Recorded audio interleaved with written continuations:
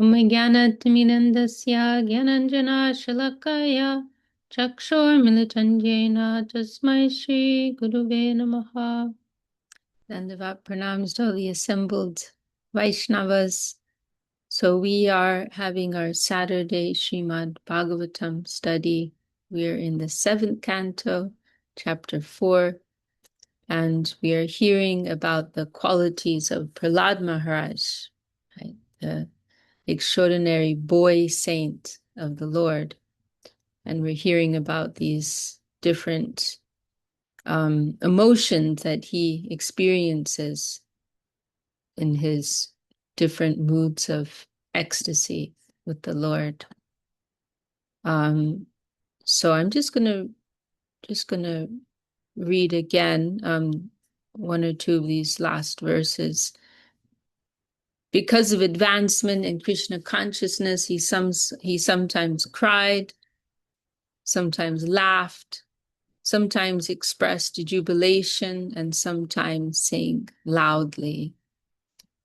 And then I think we finished on this verse. Sometimes upon seeing the Supreme Personality of Godhead, Prahlad Maharaj would loudly call in full anxiety. He sometimes lost his shyness in jubilation and began dancing in ecstasy. And sometimes, being fully absorbed in thoughts of Krishna, he felt oneness and imitated the pastimes of the Lord. How beautiful. So we heard, right, that we were all struck by the fact that Prahlad did not play, right? That was a new piece of information. But then we're also hearing about this divine play, this inner play, vilas. There's the Sanskrit word vilas, divine play. This in the different moods that he's experiencing, right, in connection with the Lord.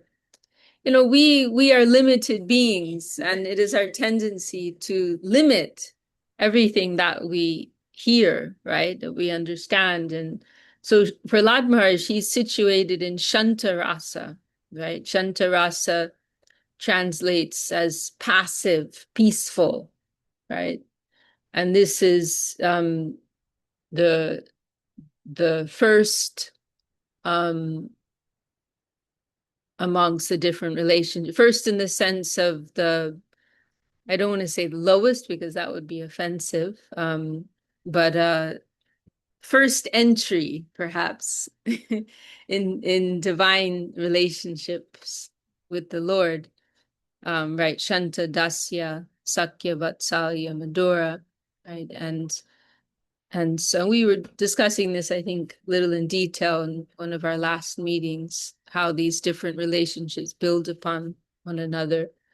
But so Prahlad Maharaj, Shantarasa, right? So, and with our limited mentality, we think, oh, like this type of rasa is inferior, right? It's less than the others. There's no active relationship with the Lord. But there is actually an inconceivable ecstasy. There's inconceivable joy within the relationship with the Lord in Shantarasa, right? Although there is not an active relationship, you know, internally, there is a very deep relationship with the Lord, and very profound divine feelings are experienced by those in Shantarasa. So we should not diminish, right? We should not undermine, you know, what does it mean to be in Shantarasa? It is not a light matter.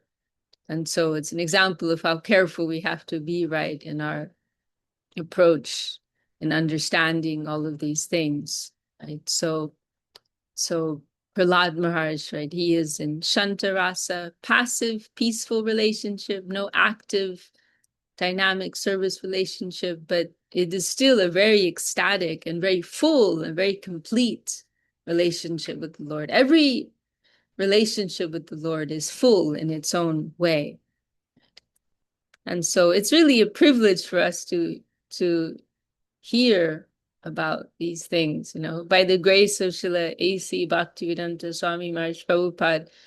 These all this information, right, has been shared with the Western world. Like, otherwise, how would we know about Prahlad Maharaj?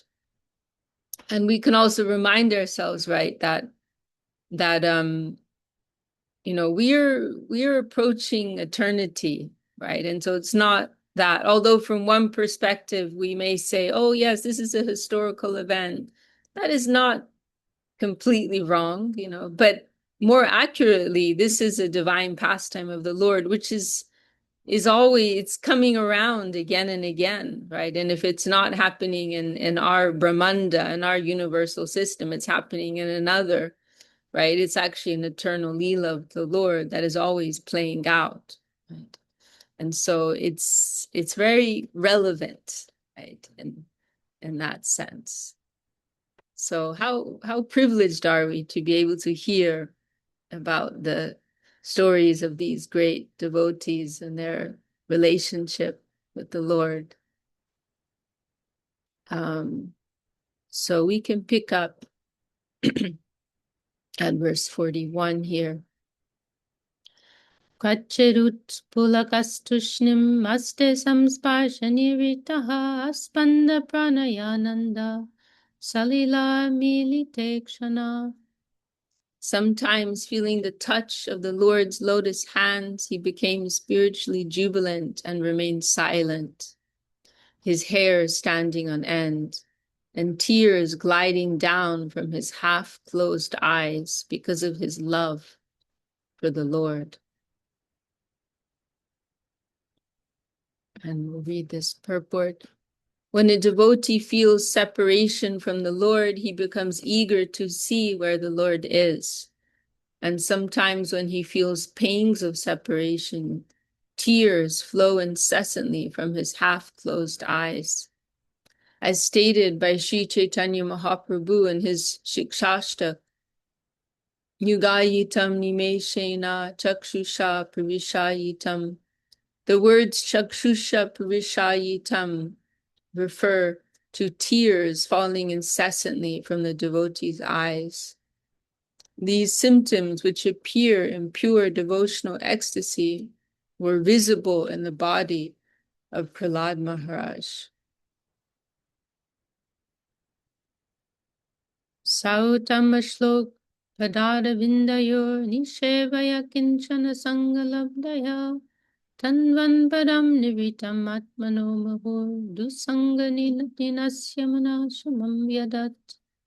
Because of his association with perfect, unalloyed devotees who had nothing to do with anything material, Prahlad Maharaj constantly engaged in the service of the Lord's lotus feet. By seeing his bodily features when he was in perfect ecstasy, persons very poor in spiritual understanding became purified. In other words, Prahlad Maharaj bestowed upon them transcendental bliss.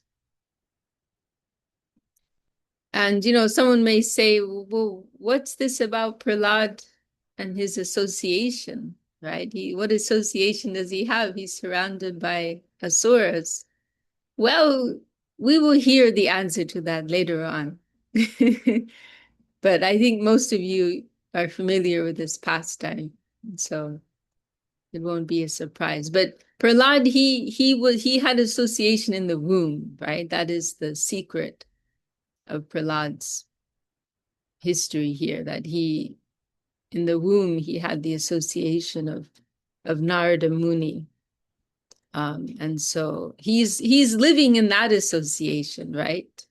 And it's a nice example of what it means to have association, right? Association is not necessarily who and what you're surrounded by immediately, but where you're connecting with on the conscious plane. And welcome those who joined. Gangalila has joined us, and Nazar, Jagannath Vallabha Kirtida, and Rishabhanavi, who's hosting. Thank you very much. So association takes place there, right, on the plane of consciousness, and that's something that our Gurudev used to mention a lot. we have that power, right? We have that choice, we have that agency, right? To direct our consciousness. Where and what and who are we associating with? It doesn't need to be limited to our immediate physical circumstances. So purport, apparently Prahlad Maharaj was placed in circumstances in which he was always tortured by his father. In such material conditions, one cannot have an undisturbed mind.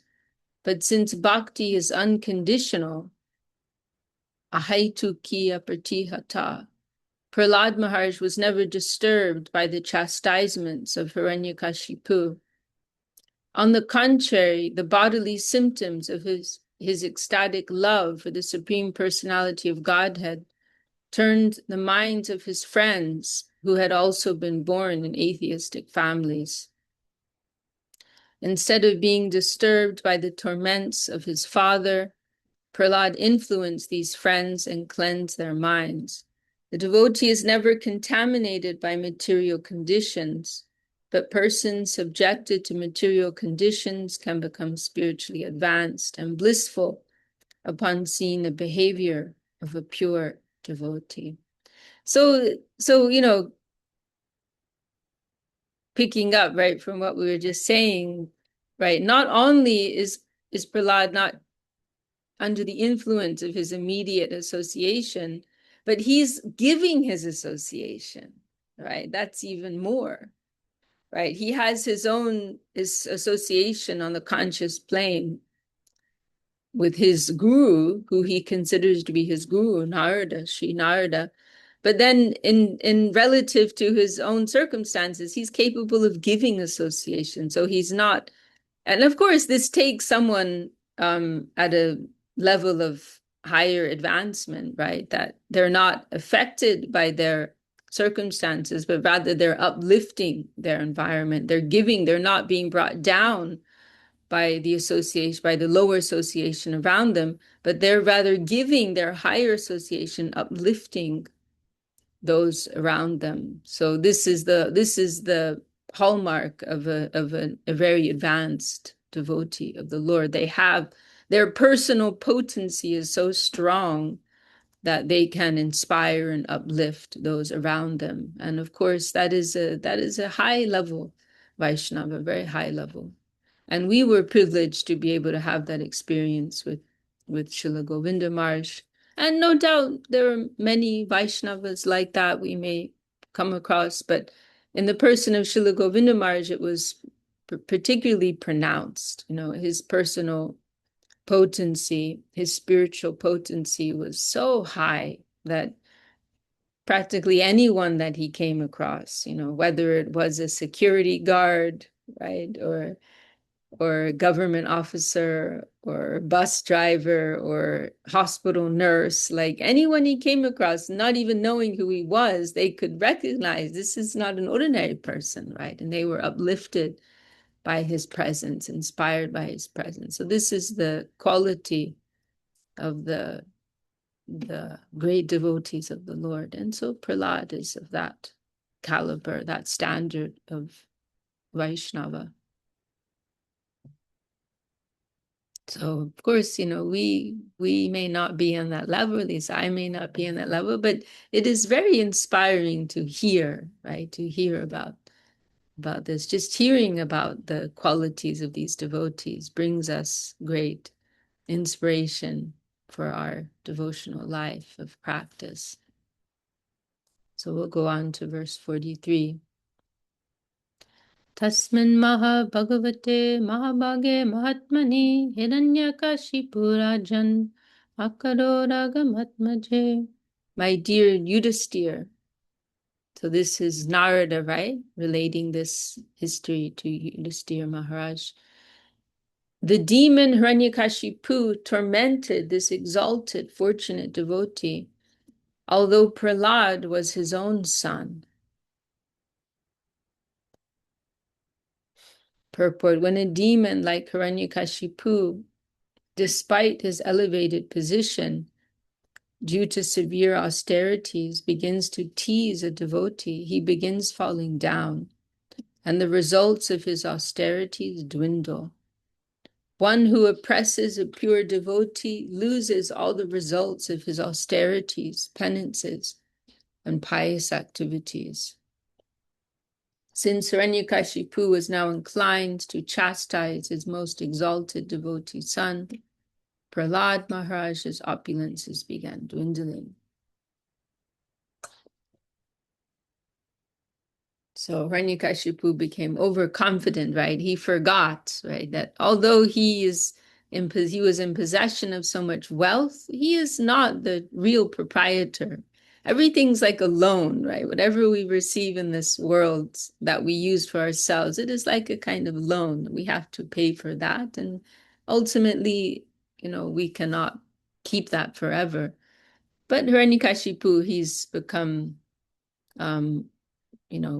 blinded by his arrogance and feeling this power, having possession of all these things. And so he's overconfident and getting to the point where he is so offensive to his exalted son, Prahlad.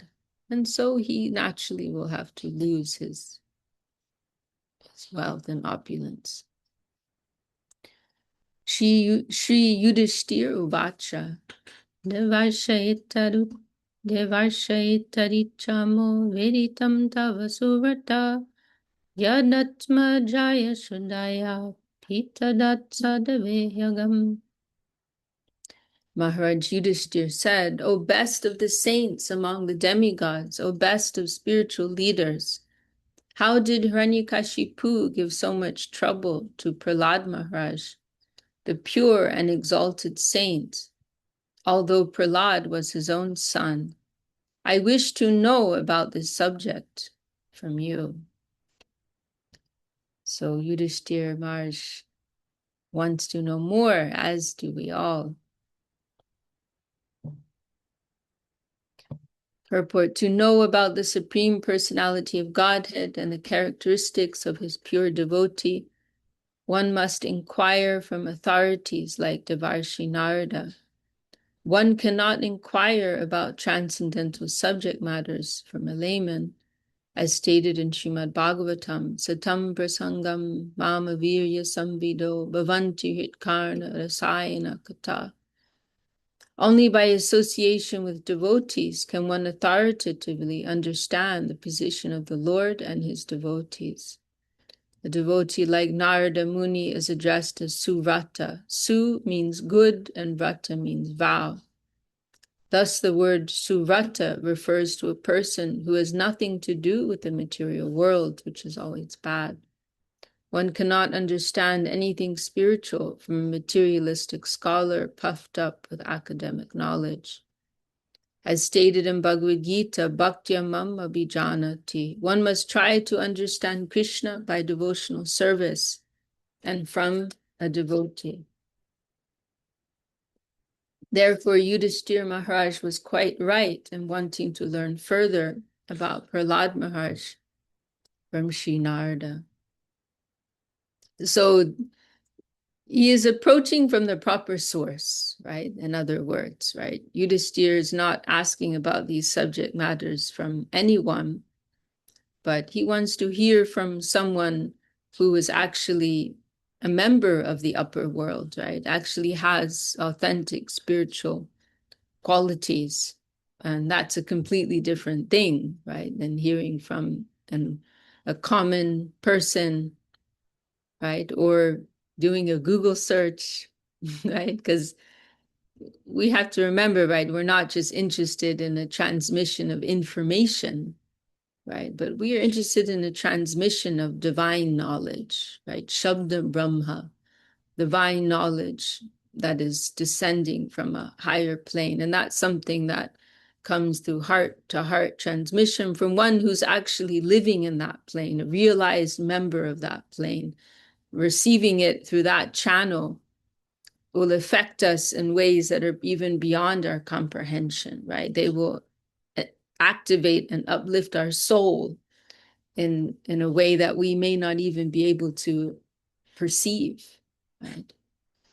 So it is something completely different. And so this verse, right? So this is a famous verse in Bhagavatam. Srila Sridhar Maharaj often quotes it, right? Where the Lord is saying, hearing about me from my devotees, Hrit Karna Rasayana Kata. This is not just lip deep words, as Srila Sridhar Maharaj says, not just lip deep words, but these are words that are enriched with spiritual potency and spiritual reality, infused with the ecstasy and divinity of that higher world. And so hearing from the higher devotees, this is the most beneficial thing for us. So Yudhisthira Maharaj is inquiring from the qualified agent of the Lord about these matters. Putran viprattikulan swan pitara putra vatsalaha upalabante shikshatam naivagnam aparoyata. A father and mother are always affectionate to their children.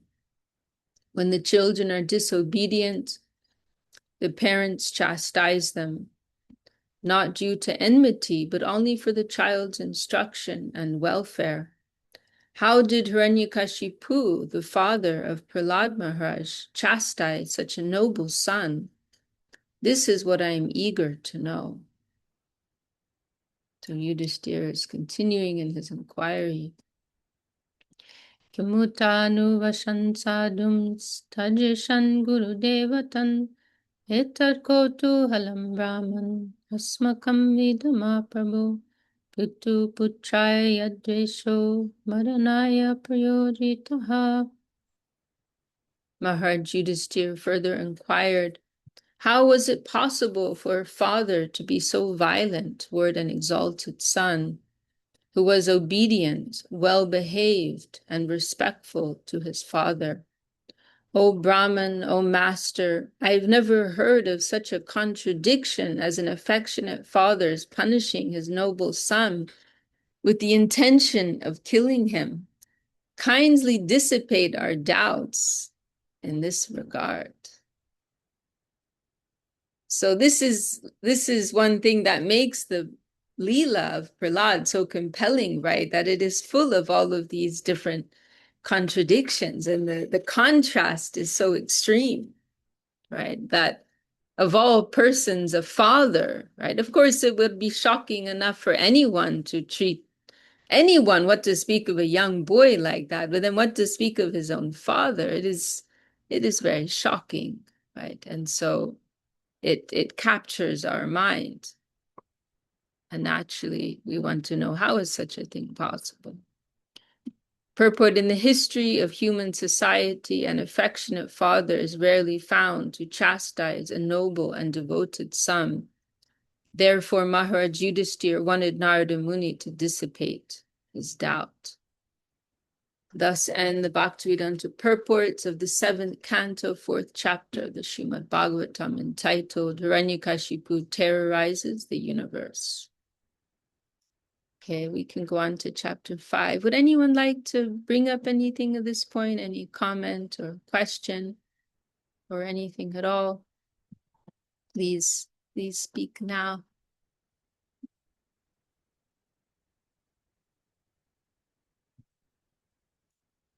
Okay.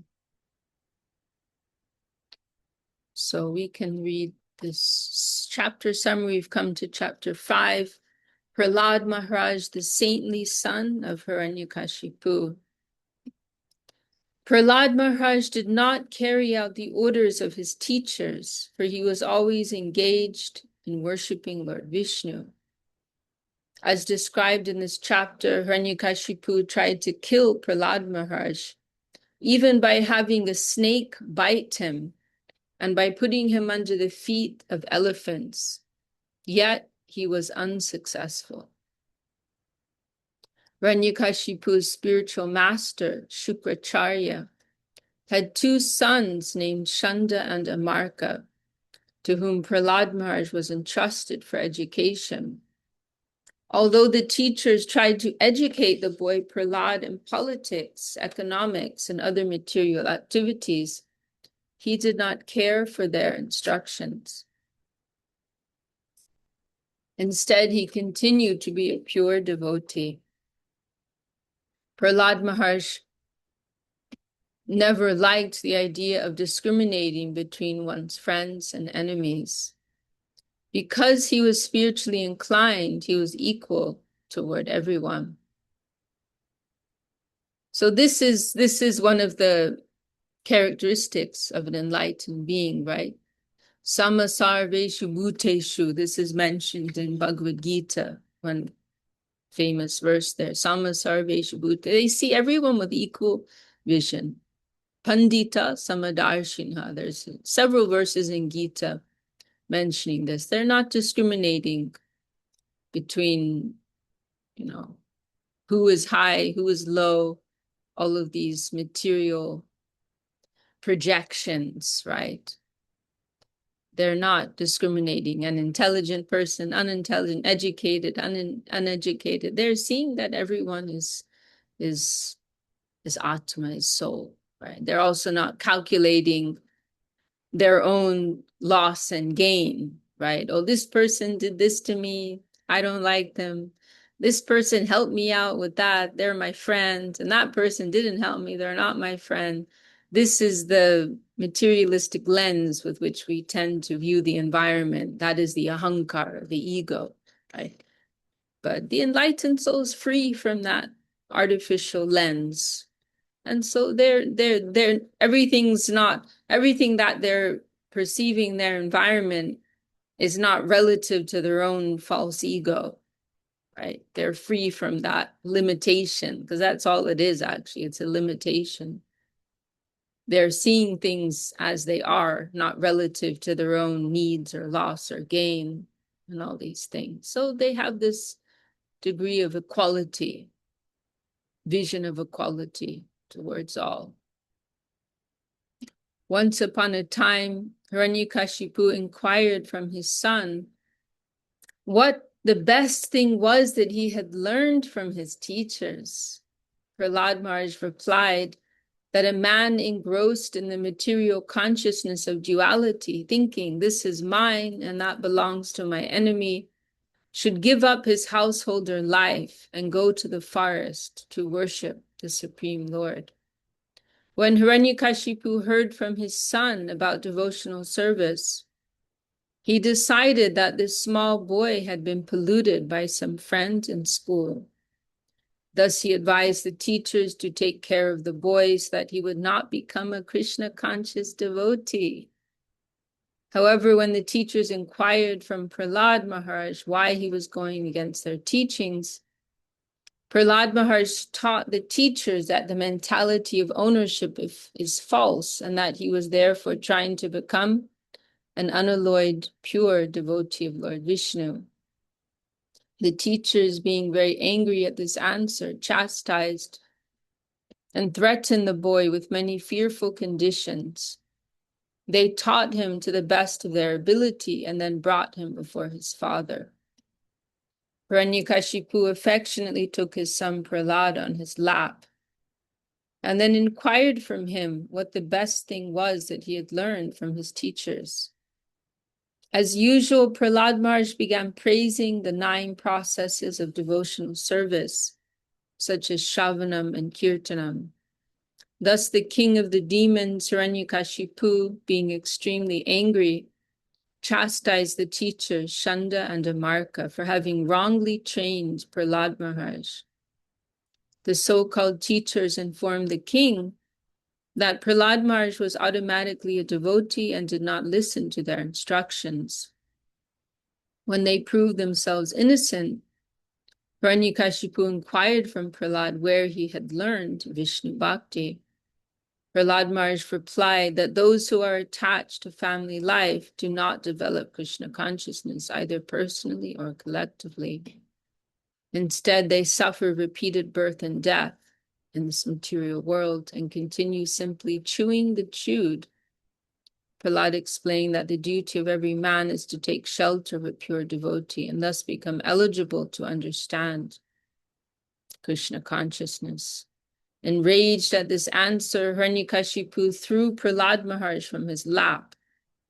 Since Prahlad was so treacherous that he had become a devotee of Vishnu, who had killed his uncle Hiranyaksha, Hiranyakashipu asked his assistants to kill him. The assistants of Hiranyakashipu struck Prahlad with sharp weapons, threw him under the feet of elephants, subjected him to hellish conditions, threw him from the peak of a mountain, and tried to kill him in thousands of other ways, but they were unsuccessful. Hiranyakashipu therefore became increasingly afraid of his son Prahlad Maharaj and arrested him. The sons of Hiranyakashipu's spiritual master, Shukracharya, began teaching Prahlad in their own way, but Prahlad Maharaj did not accept their instructions. While the teachers were absent from the classroom, Prahlad began to teach Krishna consciousness in the school. And by his instructions, all his class friends, the sons of the demons, became devotees like him. Okay, so now we're coming to the heart of the pastime of Prahlad Maharaj, right? We've heard the backstory, we've heard the background, and now we're coming to hear about the principal Leela with Prahlad Maharaj.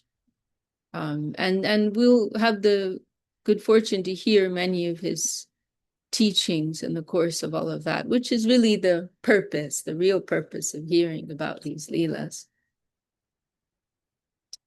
Although the different events of the Leela are very attractive and capture us, essentially the point of all of this is for us to be able to imbibe the teachings that are interwoven throughout these various events.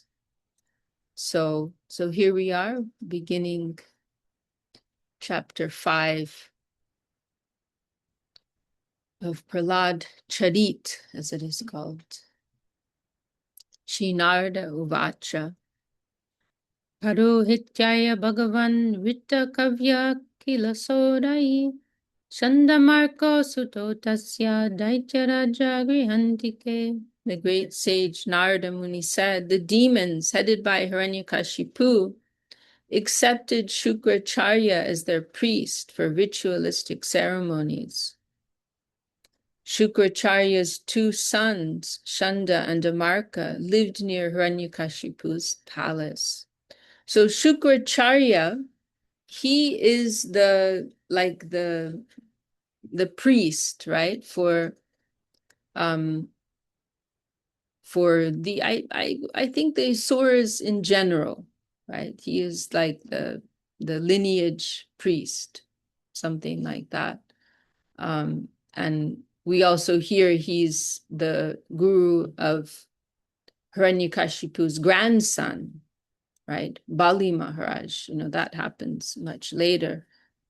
So he is in charge of all the religious affairs, you could say, for the Asuras. And he has these two sons, Shanda and Amarka, who become Prahlad's direct instructors. Purport: the beginning of the life story of Prahlad is recounted as follows. Shukracharya became the priest of the atheists, especially Hiranyakashipu, and thus his two sons, Shanda and Amarka, resided near Hiranyakashipu's residence. Shukracharya should not have become the priest of Hiranyakashipu, because Hiranyakashipu and his followers were all atheists. A Brahmin should become the priest of a person interested in the advancement of spiritual culture. The very name Shukracharya, however, indicates a person interested in obtaining benefits for his sons and descendants, regardless of how the money comes. A real Brahmin would not become a priest for atheistic men. So this is a classic example, right, of this perversion of what the whole Brahminical culture is meant to be, right? It's meant all of this, religious knowledge, these practices, sacrifices are meant to be for advancement of spiritual culture, as Swami Mar says here. But instead, Shukracharya is using this subtle spiritual knowledge for advancement of material gain, right? And personal gain. And so this naturally suits Hiranyakashipu and his interests. So they're good partners. They get along just fine. Toragya prapitam balam praladam nayakovidam patayamasutu patyan anyamscha surabalakan. Prahlad Maharaj was already educated in devotional life, but when his father sent him to those two sons of Shukracharya to be educated, they accepted him at their school along with the other sons of the Asuras. So it's a demon school, and there are lots of other young demon children. Yat tatra guruna proktam shushuvenu papatacha na sadhu manasa mene swaparasad prahashayam. Prahlad certainly heard and recited the topics of politics and economics taught by the teachers, but he understood that political philosophy involves considering someone a friend and someone else an enemy, and thus he did not like it. So the world of mundane duality, this does not ring true for Prahlad Maharaj, right? Because that's the foundation of a large degree of politics, right? That understanding who are your friends and who are your enemies. But that goes against what Prahlad believes in, right? From his spiritual perspective. So from like, how is he going to be able to go along with these classes when the very foundation of it all is based on a false understanding? Of course, if we're going to navigate the world, unfortunately, we do have to consider these things. We have to be practical. But Prahlad is on such a high level of spiritual consciousness, he cannot accommodate this point of view. As we were hearing in the previous chapter, right? It was described, Prahlad simply did not understand, how people were able to live in a materialistic society and their activities, their mentality. He simply could not understand it. It wasn't that he's not described, right, as being judgmental or critical. It's not like that. It's simply that he doesn't understand it at all. It's so far removed from his spiritual consciousness. It just is meaningless to him. He does not understand it. He has no reference point with which to understand. Purport politics involves accepting one group of men as enemies and another group as friends. Everything in politics is based on this philosophy, and the entire world, especially at the present, is engrossed in it. The public is concerned with friendly countries and friendly groups, or enemy countries and enemy groups. But as stated in Bhagavad Gita, a learned person does not make distinctions between enemies and friends. It's interesting, isn't it? Like, how much energy we would save without thinking about these things, right? Who is friend, who is enemy, who is friendly to me, who is unfriendly to me. It's mentioned about, I'm trying to remember, maybe it was Maharaj Bharat. But there's one description of one Vaishnava king, one devotee king, that saying he had no enemies. And what that means is that, perhaps there were those who considered themselves to be his enemy, there were others who considered themselves enemies of him, but he did not see them in that light. And so therefore, you could say he has no enemy, right? Others may project that upon him and consider him an enemy of theirs, but he is not living with that limitation, within that limitation. He is considering everyone a friend, even if someone is treating him as an enemy. No, he is not seeing them in that light, right? He's not limited by that narrow view of things. Devotees especially do not create friends and enemies. A devotee sees that every living being is part and parcel of Krishna.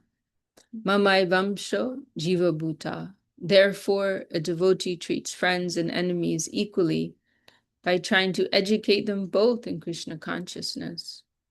Of course, atheistic men do not follow the instructions of pure devotees, but instead consider a devotee their enemy. A devotee, however, never creates a situation of friendship and enmity. Although Prahlad Maharsh was obliged to hear the instructions of Shanda and Amarka, he did not like the philosophy of friends and enemies, which forms the basis of politics. He was not interested in this philosophy. Ekada surarat putram vankamadopya pandava prapacha katyatam vatsa manyate sadhu yadbhavan. My year Yudhishthir, once upon a time, the king of the demons, Hiranyakashipu, took his son Prahlad on his lap and very affectionately inquired, "My dear son, please let me know what you think is the best of all the subjects you have studied from your teachers." So at this point, Hiranyakashipu does not have any idea about who his son is. He's seeing his son, no doubt, as his successor, the heir to the throne, an extension of his own self, right? He's training him in all of these subject matters of politics and so on. And so Prahlad is in his good books, and he's feeling a lot of affection for his son. So he's asking him, what is your favorite thing? What is the best thing you've studied? Purport, Hiranyakashipu did not ask his young son anything that would be very difficult for him to answer. Instead, he gave the boy a chance to speak plainly about whatever he thought might be best. Prahlad Maharsh, of course, being a perfect devotee, knew everything and could say what the best part of life is. In the Vedas it is said, Yasmin vigyate sarvam evam vigyatam bhavati. If one properly understands God, he can understand any subject matter very nicely. Sometimes we have to challenge big scientists and philosophers, but by the grace of Krishna, we emerge successful. It is impossible, practically speaking, for ordinary men to challenge scientists or philosophers concerning genuine knowledge. But a devotee can challenge them because the best of everything is known to a devotee by the grace of Krishna. As confirmed in Bhagavad Gita, Tesham evanu kampartam aham agyana jam tamaha nashayam yatmabhavasto jnana deepena basvata. Krishna, who is situated in the core of everyone's heart as the supersoul, dissipates all the ignorance from the heart of a devotee. As a special favor, he enlightens the devotee with all knowledge by putting before him the torch of light. Prahlad therefore knew the best of knowledge, and when his father inquired from him, Prahlad gave him that knowledge. Prahlad Maharaj was able to solve the most difficult parts of problems because of his advanced Krishna consciousness. Therefore, he replied as follows. Okay, now it's really beginning. The drama starts. Shri Prahlad Uvacha. Tatsadu manye suravarya dehinam sada samudvigna dhyam asadrahat Hitmatma patam griham mandakupam vanam gato yadanam ashrayita. Let's see what Prahlad has to say. Prahlad Maharaj replied, O best of the Asuras, king of the demons, as far as I have learned from my spiritual master, any person who has accepted a temporary body and temporary household life is certainly embarrassed by anxiety because of having fallen in a dark well where there is no water but only suffering. One should give up this position and go to the forest, Van. More clearly, one should go to Vrindavan, where only Krishna consciousness is prevalent, and should thus take shelter of the Supreme Personality of Godhead. So this is, of course, an expanded interpretive translation. Prahlad saying that we should go to the forest, right, and take shelter of Hari, Hadim Ashrayet, Vanam Gato, go to the forest, Yad Dadim Ashrayeta. One should go to the forest and take shelter of Hari. This is what he's saying. And of course, this may not in every case translate as that we all must literally go to the forest, but the point is to give up our attachment to our materialistic way of seeing the world and to surrender, to offer ourselves to the Lord. And simple living, high thinking, right? This is the principle represented by living in the forest, right? Simple living and high thinking to minimize our enjoyment of the material plane and to devote maximum attention to God consciousness. So this is the essence of Prahlad's instruction. And he compares a materialistic lifestyle to falling down a blind well, right? There's no clear view of what is the true self, right? And it is a dead end, not leading us to any real destination.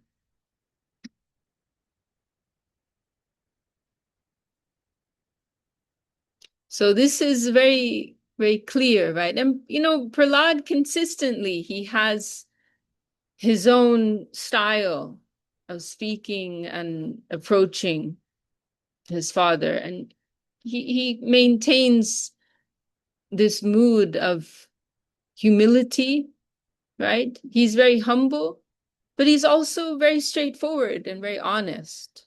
He's very clear about what he believes in, right? And he's not adjusting what he's saying because of any fear, right, about who his father is. He could have diluted it a bit, right? He could have seen, well, I don't think my father is going to really appreciate what I have to say, so maybe I'll say it a little differently. He's very straightforward, and it's very consistent, to the point where it becomes almost comedic, the contrast of Prahlad just very straightforwardly speaking spiritual truth while his father is becoming more and more enraged. But he's humble and respectful at the same time. It's not that he's deliberately trying to offend his father. Sura Varya, right? This phrase here, right? The best of Asuras. He's honoring him. He's his father, and he has some position as the king of the Asuras. So Prahlad is honoring that and speaking in a very polite, respectful tone, but not compromising, uncompromising, right? And very straightforwardly stating spiritual truth, right? So and he maintains his dignity about him. And the fact that he's a young boy, it makes it all the more impressive, and it really captures us. I mean, there's just so much going on in this pastime. It's so compelling, right? Demonic father and young boy saint. The contrast is very striking. So purport. Hiranyakashipu thought that Prahlad, being nothing but a small boy with no actual experience, might reply with something pleasing, but nothing practical. So Hiranyakashipu is not even really like expecting much, right? He's just kind of like humoring his son, making conversation, you could say, right? He wasn't even really, it's just, they're hanging out. He's got him in his lap, his beloved boy. He's stroking him. How are your classes going, son? He's definitely not expecting this. Like you ask little kids that, I mean, I do it all the time. What's your favorite class at school? What's your favorite subject? It's just something you ask kids, right? You're not really expecting much from the answer. And so Hiranyakashipu also, he's just spending time with his son, affectionately inquiring about his studies. He's definitely not expecting this, right? So Hiranyakashipu was expecting his son might reply with something pleasing, but nothing practical. Prahlad Maharaj, however, being an exalted devotee, had acquired all the qualities of education. And this is a famous verse in Bhagavatam. Yas yasti bhaktir bhagavatya kinchana sarve gunaistatra samasate sadaha hadava bhaktasya kuto mahadguna manoratena sati davato bahihi. One who has unflinching devotional faith in Krishna consistently manifests all the good qualities of Krishna and the demigods. However, he who has no devotion to the Supreme Personality of Godhead has no good qualifications, because he is engaged by mental concoction in material existence, which is the external feature of the Lord. So-called educated philosophers and scientists who are simply on the mental platform cannot distinguish between what is actually sat, eternal, and what is asat, temporary. The Vedic injunction is asato ma jyotir gama. Everyone should give up the platform of temporary existence and approach the eternal platform. The soul is eternal, and topics concerning the eternal soul are actually knowledge. Elsewhere it is said, apashyatam atma tattvam griheshu griha medinam. Those who are attached to the bodily conception of life and who thus stick to life as a grihasta or householder are on the platform of material sense enjoyment, cannot see the welfare of the eternal soul. Prahlad Maharaj confirmed this by saying that if one wants success in life, he should immediately understand from the right sources what his self-interest is and how he should mold his life in spiritual consciousness. One should understand himself to be part and parcel of Krishna, and thus completely take shelter of his lotus feet for guaranteed spiritual success. Everyone in the material world is in the bodily conception, struggling hard for existence, life after life. Prahlad Maharaj therefore recommended that to stop this material condition of repeated birth and death, one should go to the forest. In the Varnashrama system, one first becomes a brahmachari, then a grihasta, a vanaprastha, and finally a sannyasi. Going to the forest means accepting vanaprastha life, which is between grihasta life and sannyas, as confirmed in the Vishnu Purana. Varna Shrama Chadavata Purushena Parapuman Vishnu Aradyate. By accepting the institution of Varna and Ashram, one can very easily elevate himself to the platform of worshipping Vishnu, the Supreme Personality of Godhead. Otherwise, if one remains in the bodily conception, one must rot within this material world, and his life will be a failure. Society must have divisions of Brahman, Kshatriya, Vaishya, and Shudra. And for spiritual advancement, one must gradually develop as a brahmachari, grihasta, vanaprastha, and sannyasi. Prahlad Maharaj recommended that his father accept vanaprastha life because as a grihasta, he was becoming increasingly demoniac due to bodily attachment. Prahlad recommended to his father that accepting vanaprastha life would be better than going deeper and deeper into griham andhakupam, the blind well of life as a grihasta. In our Krishna consciousness movement, we therefore invite all the elderly persons of the world to come to Vrindavan and stay there in retired life, making advancement in spiritual consciousness, Krishna consciousness. Well, that's a very generous invitation from Srila Swami Maharaj Prabhupada. Okay, verse 6, Shinarda Uvacha. I guess we'll just, well, maybe it's a good place to stop, actually. We're just coming to the end of our time.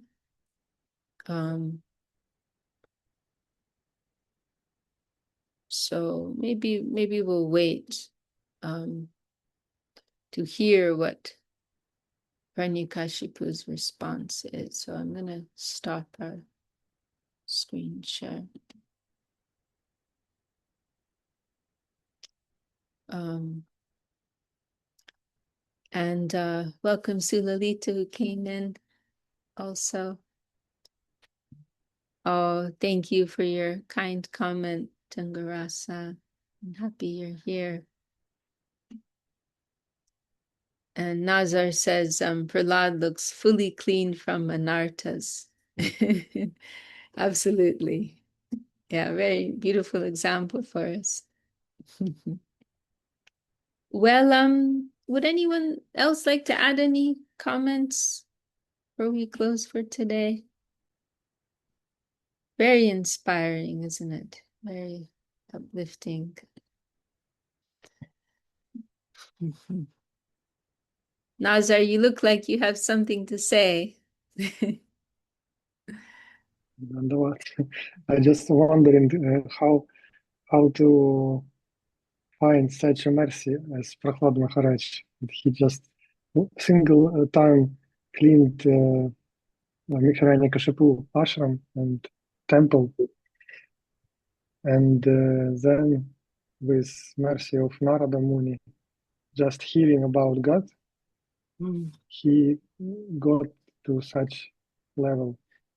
Well, no, actually, it was a process of some lifetimes, because there is some description in the scriptures of the history of Prahlad, right? And it is said that actually he started his journey, as a common person, but he was able to receive some sukriti, agyata, beginning with agyata sukriti, unknowing sukriti, unknowing spiritual fortune. And then it was over many lifetimes, right, that his devotional mood developed, right? So he did not become Prahlad in one lifetime. That is described, but it was a process of progression over many lifetimes.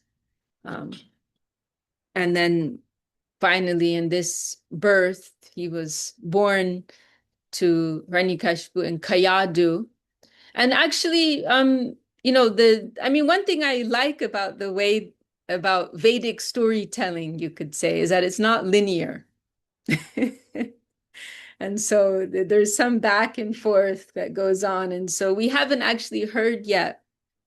And we will come to that. There will be a chapter later on that goes back and tells the history of the secret, you could say, of Prahlad's enlightenment and knowledge. We will hear about that. And this was actually in Narada's ashram, right?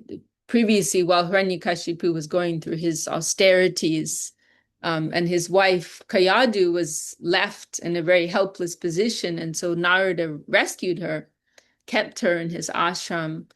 And this was a period of years, right? Narada gave a blessing to Kayadu that she would not give birth until her husband was available again, right? Till he was free. And so it was many years actually. She was living pregnant in his ashram. And then finally, when Hiranyakashipu came out of his austerities, took up his position as the king of heaven, then she returned to him and she gave birth at that time. But by then Prahlad had been listening for many years, Narada instructing his mother, and he's listening, right? So that, I mean, actually, if you think about it, that could have been like a few hundred years in our time, you know. It would have been at least many years, right? This is in Satya Yuga. People live for 100,000 years, right?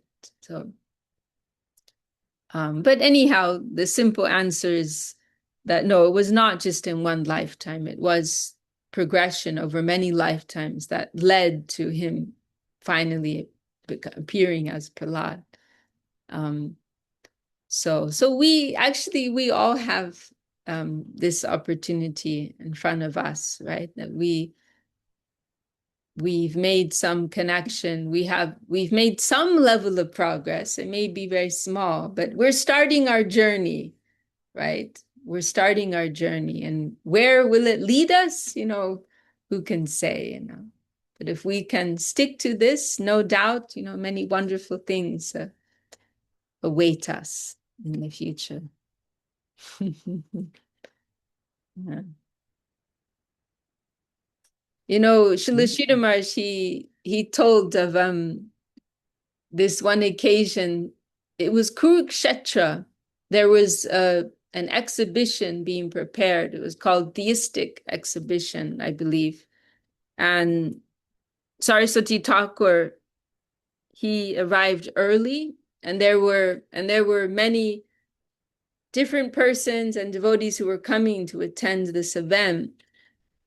And Srila Maharaj was there. Srila Maharaj had been in charge of the Kurukshetra temple, Mat, for some time.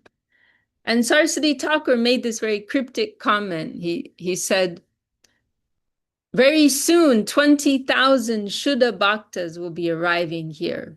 20,000 pure devotees will be arriving here. And Srila Maharaj was very puzzled by that. What does my Guru Maharaj mean by that? 20,000 pure devotees are arriving soon. What does he mean by that? And he was very puzzled, and he thought about it. Then he realized that what Saraswati Thakur meant is that okay, yes, you know, there were many different persons, different devotees coming, you know, everyone's in some kind of a mixed condition, but in the future, they will become pure devotees. He was seeing in the future, they will become Shuddha Bhaktas. So he was seeing with this very broad view, right? Because time and space, right? For those who are living beyond time and space, you know, time and space is not such a big deal, right? And our Gurudev would also tell this Shatta Patra Veda Nyaya, the logic of piercing 100 leaves with a needle. If you take a needle, push it through 100 leaves, you'll say it's instant. But actually, technically, there's some little time between each leaf. So our Gurudev would use this analogy, right, to say, you know, that when we come to take shelter, then it is, you can say the result is guaranteed. You can say, in a sense, we're already there, right? But there's some little time and space that we have to go through, right? There's a lag. You can say there's a lag. And but we'll catch up, you know, we'll get there. You were gonna say something else, Nazar. I interrupted you.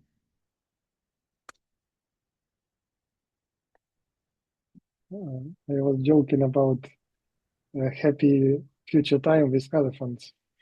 like Prahlad Maharaj. Happy future time with elephants. Yes, he was he was he was happy with elephants, with snakes. That is a good one. Yeah, that's funny. But maybe it was his final test.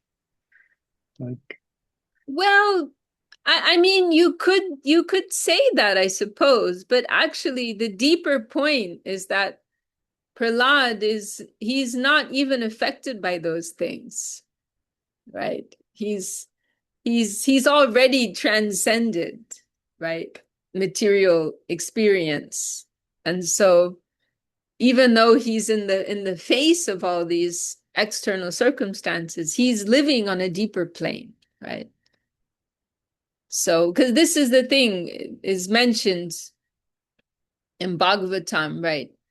For the pure devotees, heaven, hell, earth, it's all the same from them, right? They're living on this deeper plane of consciousness where they're not affected by the circumstances and environment that they're in. Everything is consciousness. And so he's so deeply situated in devotional consciousness, he's protected from the influence of material circumstances. So, but of course, it is very difficult for us to conceive.